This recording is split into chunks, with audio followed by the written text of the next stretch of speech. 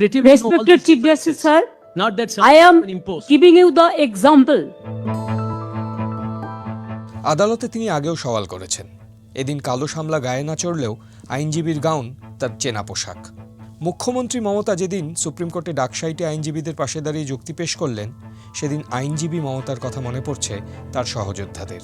এটাই সেই গাউন, যে গাউনটাতে মাননীয় মুখ্যমন্ত্রী মমতা ব্যানার্জি, আমাদের সকলের প্রিয় দিদি, নিজে এসে এই গাউনটা আমার কাছ থেকে চেয়ে নিয়ে পড়েছিলেন 1996 সালে, সম্ভবত জুলাই মাস নাগাদ। 21শে জুলাই যুব কংগ্রেসের মহাকরণ অভিযানের মামলা।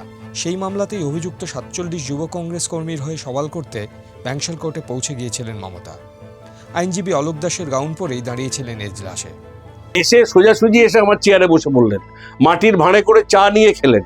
মানে এই যে ব্যাপারগুলো, এবং আমাকে বললেন যে মামলার কি আছে, কোথায় কি আছে, আমাকে একটু তাড়াতাড়ি দেখা, একটু ঠিক করে বুঝিয়ে বলে দে। আমি দেখিয়ে পয়েন্টসগুলো বলে দিলাম, সঙ্গে সঙ্গে তিনি পুরো রেডি হয়ে গেলেন এবং গাউনটি চেয়ে নিয়ে নিজে সেদিনকে অ্যাপিয়ার করেছিলেন।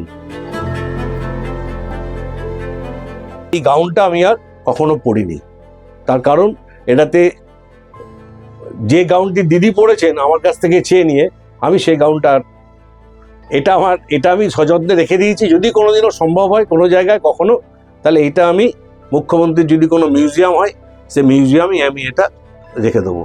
আইনজীবী মমতার সওয়ালের সাক্ষী চুঁচুড়া জেলা আদালতও।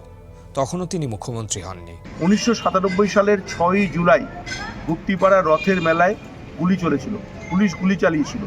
সেই গুলি চালনাতে হলধর মণ্ডল বলে একজন নিহত হয়েছিলেন। পুলিশ প্রশাসন হলধর মণ্ডলের বাবার বা মায়ের হাতে মৃতদেহ তুলে দিচ্ছিলেন না। মমতা বন্দ্যোপাধ্যায় সেই সময় আইনজীবী হিসেবে চুঁচুড়ো কোর্টে দাঁড়িয়ে সওয়াল করেন এবং পরবর্তীকালে তিনি মৃতদেহ হলধর মণ্ডলের তার বাবা মার হাতে তুলে দেন। 1997 সালে বলাগড়ের যে কেসে তিনি চুঁচুড়ো জজ কোর্টে সওয়াল করেছিলেন, সেটাও ছিল মানবিক অধিকার, মানুষের অধিকার। আজকে সুপ্রিম কোর্টে তিনি যেটা সওয়াল করছেন, এটাও মানুষের অধিকার।